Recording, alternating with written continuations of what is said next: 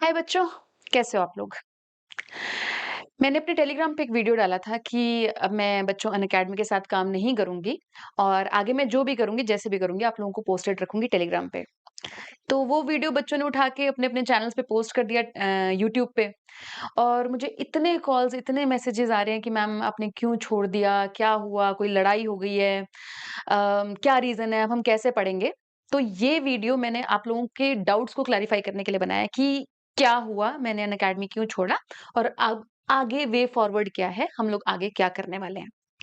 मैं थोड़ा-सा बात करना चाहूँगी जब मैंने अनअकैडमी पे काम स्टार्ट किया था। इट वाज़ इन जून 2019 मतलब आज पूरे 4 साल हो गए हैं। 4 साल पहले मैं एक छोटी-सी टीचर थी और मैं एक इंस्टीट्यूट में अपना पढ़ा रही थी। आई वाज़ लव्ड, मेरे बच्चे मुझे बहुत प्यार करते थे बट मुझे ऐसे कोई जानता नहीं था।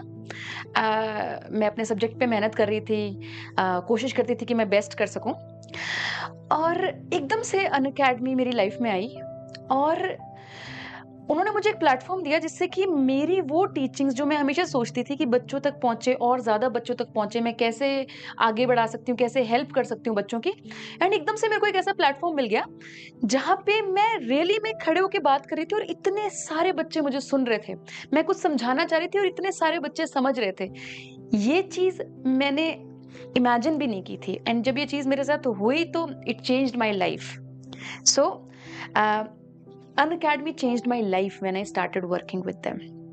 पहली बात तो ये। दूसरी बात कि अच्छा मैम आप जब काम कर रहे थे तो कैसा ट्रीटमेंट था? क्योंकि बहुत सारे टीचर्स वीडियो डाल देते हैं कि मेरे साथ ये हुआ अनअकैडमी में, ये हुआ इसलिए मैंने छोड़ दिया, इसलिए मैंने छोड़ दिया।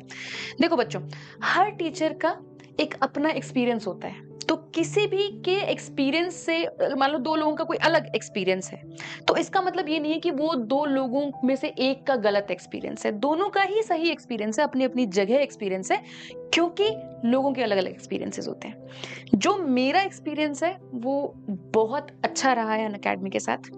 उन्होंने मुझे बहुत ही ह्यूमेन और बहुत ही बेहतरीन ट्रीटमेंट दिया एंड एज़ अ टीचर मुझे रिस्पेक्ट किया है। मेरी स्किल की रिस्पेक्ट की है, मेरी आर्ट की रिस्पेक्ट की है।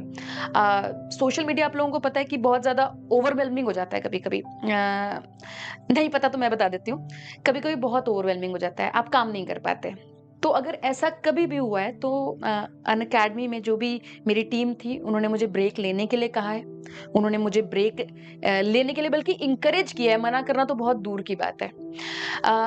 कभी भी मुझे छोटी-मोटी बातों के अलावा कभी भी मुझे कोई प्रॉब्लम फेस करने को नहीं मिली। I was respected, I was loved and I was treated right in the organisation always. So this is my experience. I don't know about other people's experience. Then कि मैम फिर छोड़ा क्यों? क्या बात हुई है? क्या कोई लड़ाई हो गई है? क्या आपसे किसी ने कुछ कह दिया है? मुझसे किसी ने कुछ नहीं कहा है बेटा। मेरी कोई लड़ाई नहीं हुई है। अनअकैडमी ने हमेशा ही मुझे खुली बाजुओं से हमेशा ही इनवाइट किया है अपने साथ काम करने के लिए। तो हुआ क्या है? हुआ ये कि मैं स्टक हो गई। मैं पिछले 4 सालों से काम कर रही थी और मैं सेम काम कर रही थी और मैं सेम काम कर करके मेरा दिमाग स्टक हो गया। मैं आगे नहीं बढ़ पाई। नेचर का लॉ है चेंज। मुझे भी चेंज अच्छा लगता है, मुझे भी ग्रोथ अच्छी लगती है। तो मुझे ऐसा लगा कि मैं एज़ अ टीचर और as a human being grow नहीं कर रही हूँ अब। मैं वहीं पे स्टक हूँ। और अगर मैं कभी भी ऐसा फ़ील करती हूँ तो मैं उस स्टेट में ज़्यादा टाइम तक नहीं रह पाती हूँ। मुझे आगे बढ़ना ही होता है, चाहे उसका मुझे कोई भी प्राइस देना पड़े। सो मेरी क्रिएटिविटी स्टक हो गई थी। I am a very creative person. मैं जैसे इतना क्लासेस रहता है ना, जैसे प्लस का क्लासेस रहता है और क्लासेस रहता है, तो मुझे अपनी क्रिएटिविटी के लिए टाइम नहीं मिल रहा था। जैसे मैं पहले क्रिएटिव क्लासेस बनाती थी। मुझे याद है जब मैंने पढ़ाना शुरू किया था यूट्यूब पे, मैं इतनी एंथुसियास्टिक होती थी पढ़ाने के लिए कि आज ये पढ़ाऊंगी, आज बच्चों को ऐसे समझाऊंगी।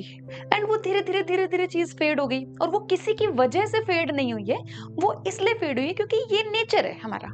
हम कोई भी चीज बार बार करते हैं तो वो चीज का एंथुसियाज्म कम हो जाता है। मैं वापस आना चाहती हूँ। मैं वापस वैसे ही फील करना चाहती हूँ पढ़ाते हुए जैसे मैं पहले फील करती थी। मैं वैसे ही उतना फ्री फील करना चाहती हूँ जितना मैं पहले करती थी।